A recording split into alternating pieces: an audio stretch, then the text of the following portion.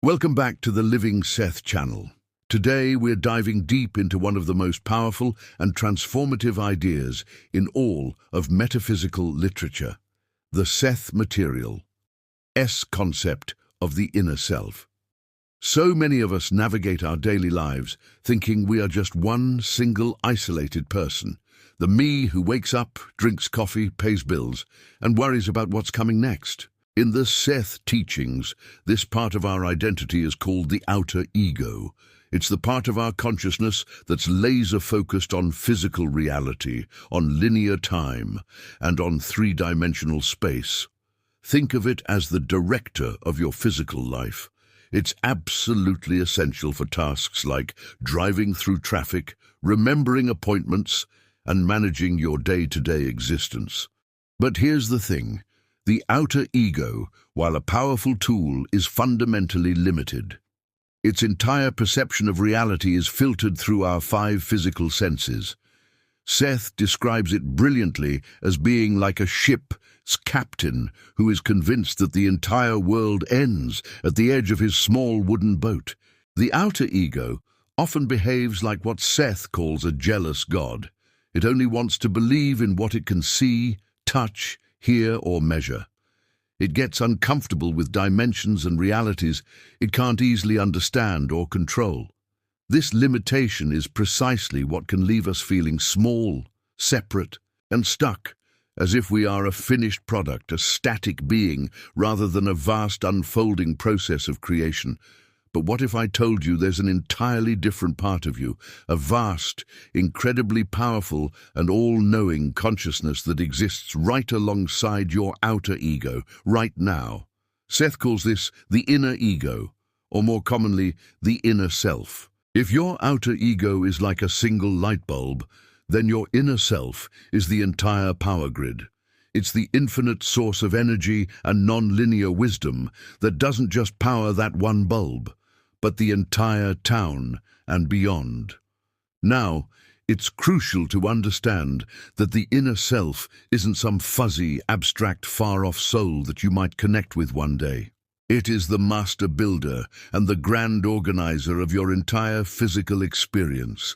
It's the consciousness that existed before you were born into this life, and it will exist after. It operates from a state of massive, comprehensive knowledge and possesses an unlimited scope of awareness. The inner self is the core, creative foundation from which your current waking consciousness springs forth. And it has some very specific and vital jobs. First and foremost, your inner self is responsible for the miraculous construction and continuous maintenance of your physical body. Think about it. The trillions of cells working in perfect harmony, the complex symphony of your internal organs, your heart beating, your lungs breathing, all of this is managed flawlessly 24/7 without the slightest conscious input from your outer ego. You don't have to tell your body how to heal a cut or how to digest your food. The inner self handles it all. The second major role of the inner self is even more mind-blowing. It is constantly organizing and transforming raw, non-physical psychic energy into the physical matter and objects that make up your world. That's right. The inner self is the fundamental force that takes your non-physical thoughts, emotions, and beliefs and translates them into your physical reality. It is the inner self that projects, en masse, the patterns of reality you experience every single day. The environment you see around you, the people you meet, the challenges you face, and the opportunities that arise, all of it is a projection, a materialization of what you, as a greater entity or soul, have already formed on an inner level. Think of your inner self as the master architect of your world. But here's the key. This architect faithfully and perfectly follows the blueprints that you provide. And what are these blueprints? They are your most deeply held, often unconscious, beliefs and expectations. Whether you fundamentally believe that life is a struggle and people can't be trusted, or you believe that life is full of joy and possibility, the inner architect will dutifully get to work, building an external environment that perfectly matches your most profound convictions. Your reality is a mirror of your inner state. So, as we explore these concepts further, I want you to hold this profound truth at the forefront of your mind. You are not a victim of circumstance. You are not a tiny boat being tossed around on a meaningless sea. You are an immense, multi-dimensional consciousness, a vital part of a larger whole. And your inner self is constantly, lovingly and powerfully translating your most deeply held beliefs into the very fabric of... All right, let's dive deeper into the very mechanism of creation. We've talked about your inner self being the energetic architect of your reality, but how do you, the person living this day-to-day life, what Seth calls the outer ego, actually communicate with it? How do you hand it better blueprints for the life you want? This is where it gets fascinating. The inner self doesn't speak in words. It communicates through what Seth calls the inner senses. Now, we all know our 5 physical senses: sight, sound, smell, taste, and touch. They are our tools for navigating the physical world. But the inner senses are different. They are non-physical faculties that let you perceive reality as it truly is, beyond the limits of our physical world. Think about those deep gut feelings, those sudden flashes of knowing something without any logical reason.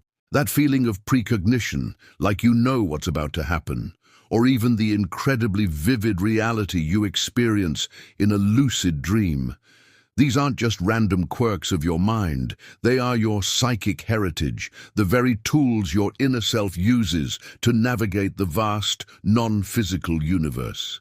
Imagine a hidden layer of perception, one that operates outside of our familiar space and time. It gives you access to truths and information that your 5 physical senses just can't pick up on.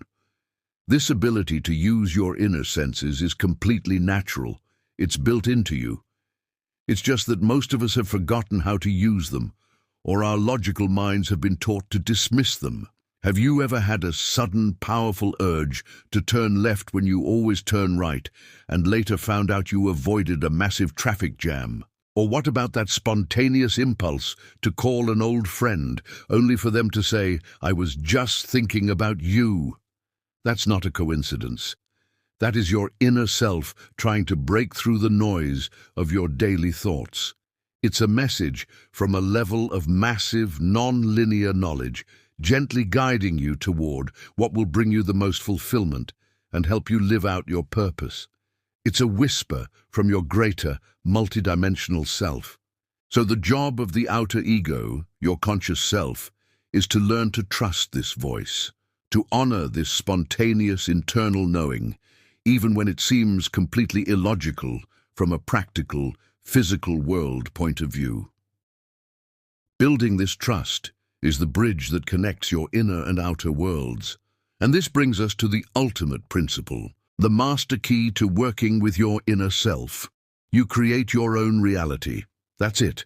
There is no other main rule.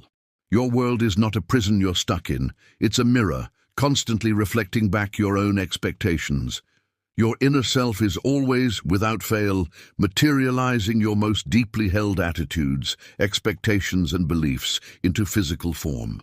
The entire physical universe, according to Seth, is like a massive 3-dimensional schoolhouse built by all of our collective inner selves. And within that shared classroom, your individual inner architect is busy manifesting your own personal lessons. This is where the power of belief comes into play. A belief isn't just a fleeting thought you have. It's a deep-seated conviction that you accept as true, whether you're aware of it or not. And your inner self treats every single one of these convictions as a direct command. So, if your conscious mind, the outer ego, is constantly dwelling on thoughts of lack, fear, or frustration, what do you think the inner architect does? It faithfully builds an environment to match those blueprints. For example, if you hold a deep belief in personal lack, it won't just create financial problems. It will also create a powerful feeling of being undeserving. And that feeling becomes the emotional foundation your inner self uses to construct the physical reality of scarcity around you. This is a crucial point. It is never the circumstance that creates the feeling. It is the feeling, fueled by the underlying belief, that creates the circumstance. Your inner self simply responds to the dominant emotional and mental pictures you hold about yourself and your future. Now things get even more interesting because Seth points out that we all hold conflicting beliefs. You might consciously tell yourself, "I believe I can succeed." But deep down in your unconscious, the home turf of the inner self, there might be an older, much stronger belief that says, "I am not worthy of success." And guess which belief your inner architect will prioritize? The stronger, unconscious one, every time. So the real work isn't just about chanting positive affirmations. It's about becoming a detective of your own mind, uncovering and changing the deep limiting beliefs that are secretly running the show. This leads us to Seth's most practical and powerful piece of advice for changing your reality. You must learn to operate from the point of power. So where is this magical point? It's not in the past, where you can get stuck rehashing old regrets, and it's not in the future, where you can endlessly feed your anxieties. The point of power is always, relentlessly, in the present moment. Your conscious mind needs to learn to live in this spacious present right here and now, because this is the only place where energy can be transformed. You can't change what happened yesterday, but in this very moment, you can change the belief that is creating your tomorrow. This is where the work becomes real and actionable. The past only has power over you because you hold a belief about it in the present. The future is just a set of probabilities projected from your current state of being. The present is your one and only point of leverage. It is in this dynamic living instant that you have the power to mentally and emotionally rewrite your own programming. This is why Seth advises us to become diligent observers of our own thoughts and beliefs. We must watch the pictures. We are constantly painting with our imagination. When a fear or a negative belief pops up, your job, as the outer ego, is to deliberately choose to imagine the best possible outcome instead. Your inner self is non-judgmental. It simply executes instructions. It's waiting right now for a new, positive, powerful command from you. By consciously choosing better, more productive thoughts and expectations in the present, you are actively overriding old, outdated programming. You are handing your inner architect new, vital blueprints for your life. You are, quite literally, directing the energy of your soul to build the reality you truly desire. Have you ever felt like there's a much bigger, more magnificent version of you just beneath the surface? What if I told you that feeling is absolutely correct? Today, we're diving deep into one of the most powerful concepts for unlocking your full potential, understanding the vast being you truly are. Let's start with two parts of you that you might already know. Your outer ego, which is your conscious mind. The one making decisions right now, and your inner self, that deep intuitive voice inside. But there's a third, much larger piece to this puzzle. The spiritual teacher Seth called it the entity, which is your entire soul essence. Imagine this entity as a massive, multidimensional spiritual family. It includes all your past lives, your current life, and even every possible version of yourself that exists in parallel realities. Think about that for a second. Every choice you could have made has branched off into a real, existing, probable self. Your soul is that vast. So what is this colossal soul essence doing? It has one primary mission: value fulfillment. This isn't about accumulating wealth or ticking boxes. Value fulfillment is the universe's fundamental drive to know itself, to express itself, and to experience joy in the most creative and expansive ways imaginable. It is the force that paints nebulas across space, and the same force that inspires you to write a song or start a new project. Your inner self acts as the perfect translator. It takes this grand cosmic purpose from the entity and turns it into the specific gut feelings, creative sparks, and spontaneous desires that you experience every day. That sudden urge to call an old friend, that unexplainable pull towards a new hobby, that's not random. That is your soul, your entity, nudging you towards its own fulfillment through you. It's whispering, "This way, this is where the joy is." So what does this mean for your daily life? It means that the ultimate life hack, the secret to what we call manifestation, is simply aligning your conscious mind with this deeper soul purpose. When your outer ego learns to trust and listen to the guidance of your inner self, your life transforms. You stop struggling and start flowing. Actions become effortless because your daily choices are perfectly in sync with your deepest, most authentic purpose. You're no longer paddling against the current. You are the current. Okay, this all sounds great, but how do we actually do it? How do we make this alignment a real, practical part of our lives? It starts with building new daily habits that create a clear channel between your conscious mind and your inner self. First, and this is crucial, you must begin to treat your thoughts as sacred. Every single thought is not just a passing mental cloud, it's a powerful energetic signal. It's a blueprint you're handing to your inner self, which is the master architect of your reality. It takes your thoughts, your beliefs, and your emotions, and diligently begins to construct your physical experience from them. So ask yourself, what kind of blueprints have you been providing lately? This leads directly to the second habit. You must stop the destructive cycle of worrying. Worrying isn't just a negative feeling. It's a form of intense, focused, negative visualization. When you worry, you are actively instructing your inner architect to prepare for the worst-case scenario. You are meticulously planning for failure, for disappointment, for lack. You are using your incredible creative power against yourself. The antidote to worry is certainty. Not wishful thinking, but a calm, solid certainty in a desirable outcome. You have infinite, probable realities to choose from. When you catch yourself worrying, consciously shift your focus. Choose to place your attention on the probable reality you do want to experience. Feel the emotions of that reality now. This isn't about ignoring challenges. It's about refusing to give your creative energy to outcomes you don't desire. The third habit is to cultivate courage. Your intuition, the voice of your inner self, often whispers guidance that defies conventional logic or popular opinion. It might tell you to leave a stable job for a passion project, to move to a new city, or to end a relationship that looks perfect on the outside. Following this inner compass requires immense courage.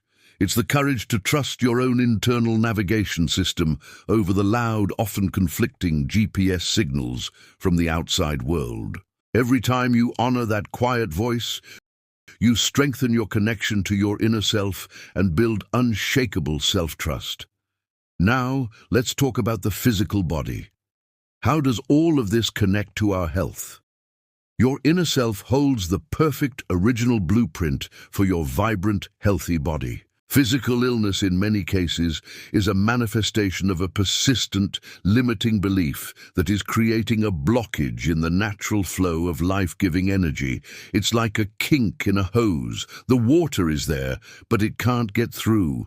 By consciously identifying and changing the underlying belief in the present moment, you give your inner self permission to restore the body to its natural state of wellness. If you believe you are always sick or prone to illness, you are reinforcing that reality.